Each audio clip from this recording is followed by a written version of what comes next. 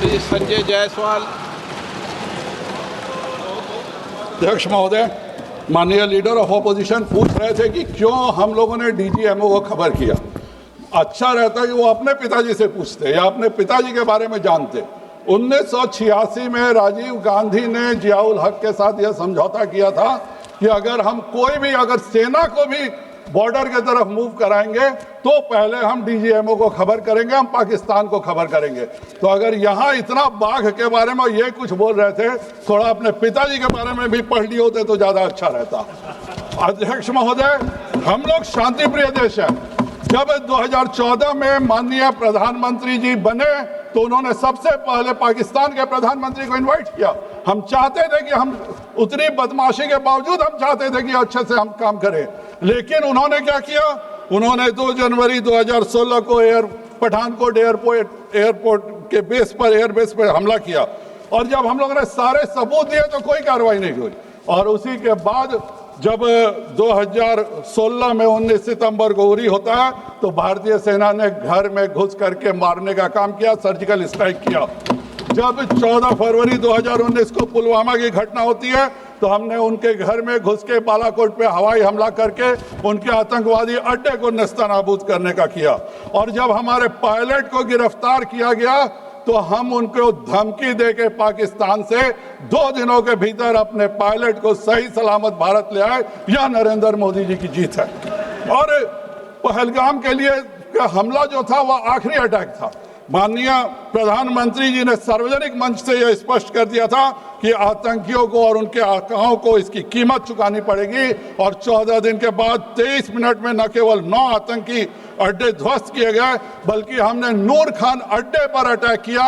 नूर Khan airbase पर attack करने का मतलब था कि हम चाहते तो कैराना हिल्स पर भी अटैक कर सकते थे, हम चाहते तो प्रधानमंत्री के पाकिस्तान के प्रधानमंत्री के भी घर पर अटैक कर सकते थे।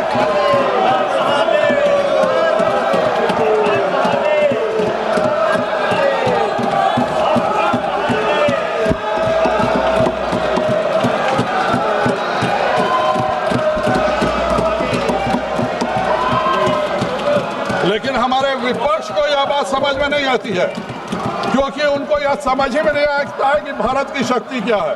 जब 2006 में ट्रेन ब्लास्ट होता है, 189 लोग मारे जाते हैं, तो भारत पाकिस्तान के साथ मिल करके आतंकवादी घटनाओं की निंदा करता है। जब 26/11 में मुंबई की घटना होती है तो भारत इसकी कड़ी निंदा करता है। अहमदाबाद में जब यूपीए में बम ब्लास्ट होता है हम कड़ी निंदा, दिल्ली सीरियल ब्लास्ट में कड़ी निंदा, वाराणसी बम विस्फोट में कड़ी निंदा, बेंगलोर में हमारे इंडियन इंस्टीट्यूट ऑफ साइंस में आतंकी हमला करके साइंटिस्ट मारते हैं, हम कड़ी निंदा करते हैं। अध्यक्ष महोदय, इतना हम लोगों ने कड़ी निंदा किया था कि बेचारा कड़ी निंदा भी सुसाइड कर ले।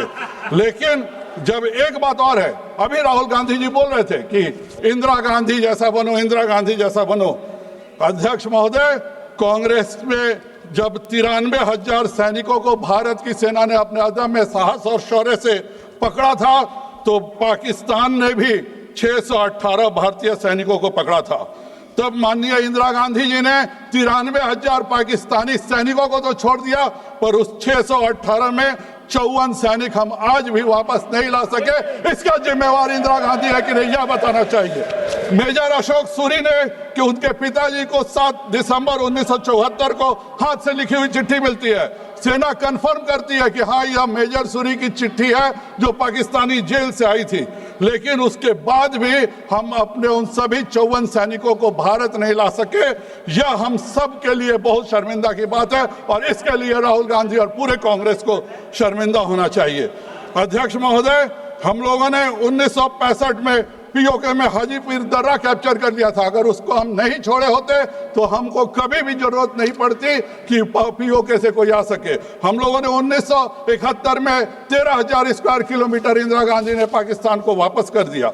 हम लोगों ने अक्साई चीन में जमीन कैप्चर किया और माननीय नेहरू जी कुछ नहीं बोले। 1948 में ऑल इंडिया रेडियो में जाकर के उन्होंने रोक दिया कि भाई इसके आगे मत बढ़ो। अध्यक्ष महोदय, मैं एक ही बात कांग्रेस पे कहना चाहूंगा, जो आज हम लोग पर टिप्पणियां हो रही थी कि वह एक समंदर खंगालने में लगे हुए हैं, हमारी कमियां निकालने में लगे हुए हैं। जिनकी खुद की लंगोटियां तक है फटी हुई, वह हमारी पगड़ी उछालने में लगे हुए हैं। बहुत बहुत धन्यवाद। कर दो